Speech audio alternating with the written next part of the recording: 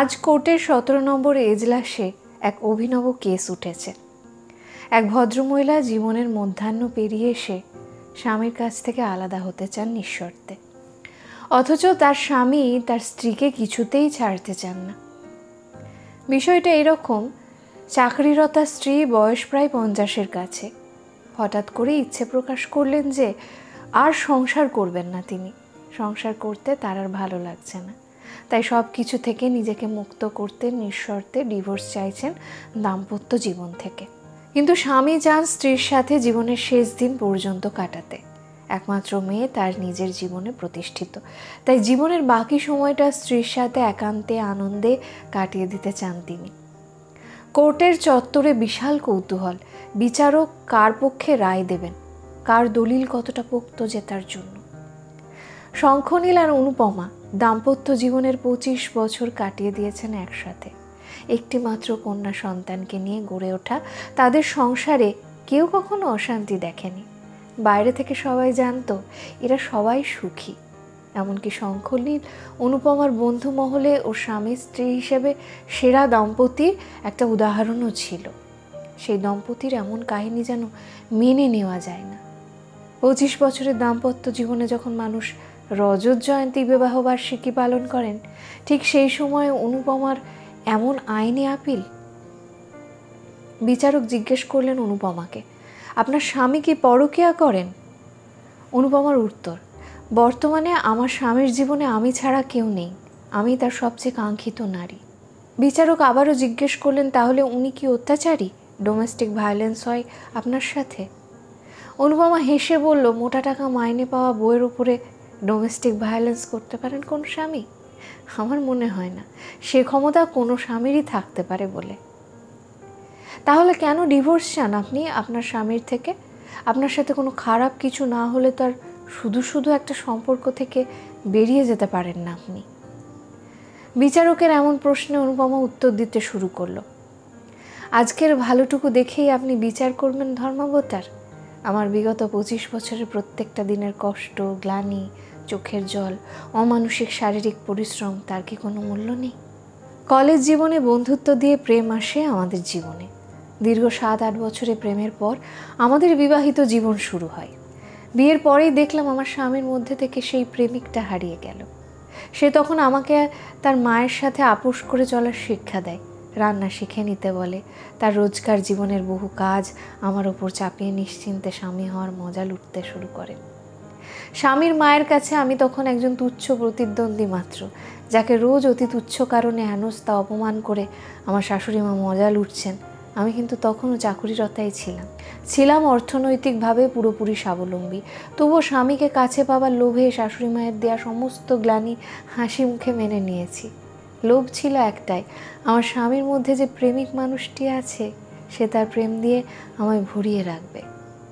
যতই অর্থনৈতিকভাবে স্বাবলম্বী হই না কেন, বাজারে তো আর প্রেম বিকোই না যে অর্থ দিয়ে কিনে নেব।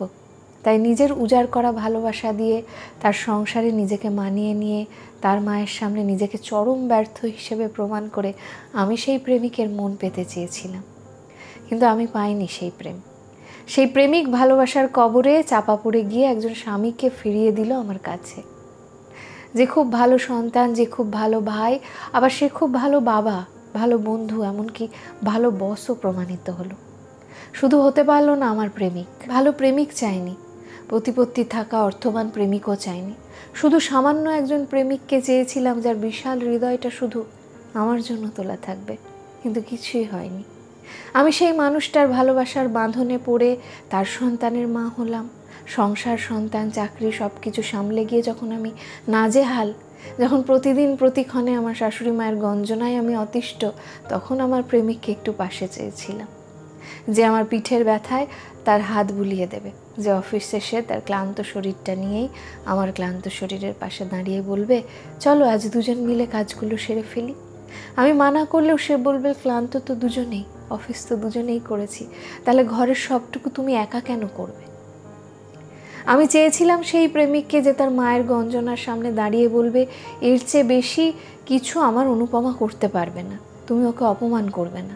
ভুলে যেও না, অনুপমা শুধু আমার স্ত্রী নয়, সে আমার ভালোবাসাও।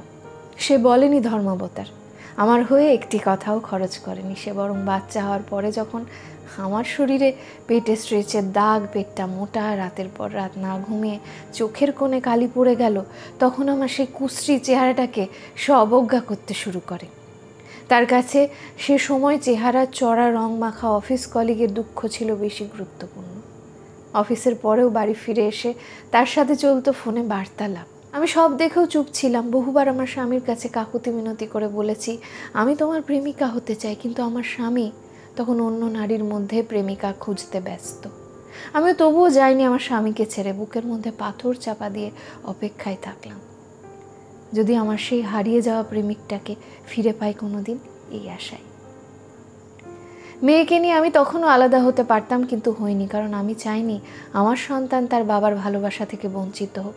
কিন্তু আমার স্বামী কী ভেবে দেখেছিলেন, তার প্রেম, তার ভালোবাসাকে যদি আমি তার মতোই অপমান করতাম, বেঁচে আসতাম অন্য পুরুষের কাছে, তাহলে তার কেমন লাগতো? সে ভাবেনি ধর্মাবতার, সে কোনোদিন আমার জায়গায় তাকে বসিয়ে ভাবেনি আমার কষ্টটা কোথায়, বরং আমার কিঞ্চিত প্রতিবাদও তার পৌরুষত্ব নাড়িয়ে দিত। আমার সিথির এক চিলতে করুণার সিঁদুর দিয়েছে বলে সে বহুবার অতি সহজে বলতে পেরেছে বউ বউয়ের মতো থাকবে। হ্যাঁ ধর্মাবতার, বউ হয়ে বেঁচে থাকতে হয়েছে আমায়। প্রেমিকা হতে পারিনি, একমাত্র মেয়ের যাবতীয় দায়িত্ব একা বয়ে চলেছি নিঃশব্দে। যতই কষ্ট হোক না কেন আমার মুখ ফুটে বলতে পারিনি, কারণ আমি জানতাম আমার সব অনুরোধের একটাই উত্তর আসবে, পারবো না। আমার স্বামী আমাকে সেরা বউয়ের শিরোপা দিয়েছে তার বন্ধু মহলে, গর্ব করে বুক ফুলিয়ে বলেছেন, আমার বউয়ের সাথে আমার কখনো ঝগড়া হয় না, আমার বউ ভীষণ অ্যাডজাস্টিভ। আমার ব্যক্তিগত জীবনে নাক গলায় না কখনো। কি করে নাক গলাবো বলুন তো, কি করে অ্যাডজাস্টিভ হব বলুন তো? তার ব্যক্তিগত জীবনটা তো তার একার ছিল। সে বিবাহিত হয়েও বিনা নোটিসে বন্ধুদের সাথে বেরিয়ে পড়তো ভ্রমণের পথে, রাতের পর রাত আড্ডা দিয়ে কাটিয়ে দিতেন নির্দ্বিধায়। কখনো জানতে চাননি অনুপমা তাকে প্রয়োজন আছে কিনা। তার ব্যক্তিগত জীবনটা যেমন একান্ত তার, আমার ব্যক্তিগত জীবনটাও কি আমার একান্ত ব্যক্তিগত নয়? আমি দীর্ঘ 25 বছর ধরে স্ত্রীর ভূমিকা পালন করেছি, 23 বছর ধরে মায়ের ভূমিকা পালন করেছি। যে সন্তানকে নিজে যেচে পৃথিবীতে নিয়ে এসেছিলাম, তার প্রতি সমস্ত দায়িত্ব পালন করে তাকে জীবনে প্রতিষ্ঠিত করে দিয়েছি, স্বাবলম্বী করে দিয়েছি, নিজের জীবনকে শূন্য করে সবার জীবনকে পরিপূর্ণ করেছি। কিন্তু বিনিময়ে আমি কি পেয়েছি? কিচ্ছু না, বরং প্রতিক্ষণে আমার ভেতরের প্রেমিকাকে একটু একটু করে মরতে দেখেছি আমি, অবসাদে নিঃশব্দে তাকে কাঁদতে দেখেছি আমি। সেই প্রেমিকাকে আমি বাঁচাতে পারিনি ধর্মাবতার, কিন্তু আমার মধ্যে যে মানুষটা বেঁচে আছে এখনো, তাকে আমি পূর্ণরূপে বাঁচতে দিতে চাই। সেই মানুষটার জীবনে যত শূন্য আছে তাকে তৃপ্তি দিয়ে পূরণ করতে চাই। তাই জীবন সায়ান্নে এসে আজ বন্ধন মুক্ত হতে চাই আমি। সংসারের সব মেকি সম্পর্ক থেকে আমি জানি আজ আমার স্বামী আমাকে ছাড়তে চান না, কারণ দীর্ঘ 25 বছর ধরে আমার সেবা পাওয়া তার অভ্যাসে দাঁড়িয়ে গেছে। আমি আজ তার একটা অভ্যেস, একটা অবলম্বন বলতে পারেন, অন্ধের যষ্টির মতো। কিন্তু অন্ধ হলেই যষ্টির প্রয়োজন হয়, একটা লাঠির প্রয়োজন হয়। একজন পঙ্গুর জীবনে তার লাঠিটা তার প্রয়োজন হতে পারে, কিন্তু তার ভালোবাসা হতে পারে না কখনো। আমার স্বামীর কাছেও আমি ঠিক তাই। আজ আমি তার একাকিত্ব জীবনে প্রয়োজন মাত্র, তার ভালোবাসা নয়। আমি এখন ইচ্ছে মতো ভোরের সূর্য দেখতে চাই, ইচ্ছে মতো পড়ন্ত দুপুর অবধি বিছানায় আলিঙ্গনে জড়িয়ে থাকতে চাই, ইচ্ছে মতো পাহাড় হতে চাই, ইচ্ছে মতো নদী। আমি সারা রাত জেগে ডায়েরির বুকে মুখ লুকাতে চাই, লিখে রাখতে চাই মনের সব অভিব্যক্তি। পরের দিন সকালবেলায় উঠে কাউকে চা জল খাবার করে দেওয়ার তারা যেন আমাকে জোর করে ঘুমের কোলে না নিয়ে যেতে পারে। আমি সেই চেষ্টাটাই করতে চাই। আমি স্বাধীন হতে চাই। খুব বেশি দাবি কি করেছি ধর্মাবতার? একটা মেয়ে হয়ে জন্মেছি বলে আমৃত্যু শুধু দান করে যাব, পাবো না কিছুই? মনুষ্য জীবন তো পেয়েছি ঈশ্বরের কাছ থেকে, তাকে উপভোগ করার অধিকার তো কোনো পুরুষ বা কোনো সমাজ কেড়ে নিতে পারে না আমার কাছ থেকে। তাই বন্ধন মুক্ত হয়ে মুক্ত বিহঙ্গের মতো জীবনের শেষ কটা বছর নিজের মতো করে বাঁচতে চাই। জীবনের সব ব্যর্থতা আর শূন্যতাকে আনন্দ আর পরিতৃপ্তি দিয়ে পূরণ করতে চাই। তাই জীবনের সব পিছুটান থেকে নিজেকে মুক্ত করতে চাই আমি। অনুপমার বক্তব্যে আদালতের এজলাস নিঃশব্দতায় ভরে গেল।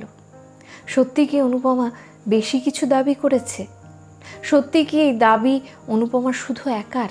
এই দাবি পৃথিবীর সব অনুপমার নয়? পৃথিবীর সব অনুপমাই কি স্বামীর মধ্যে একজন প্রেমিককে খুঁজতে খুঁজতে ফুরিয়ে যায় না?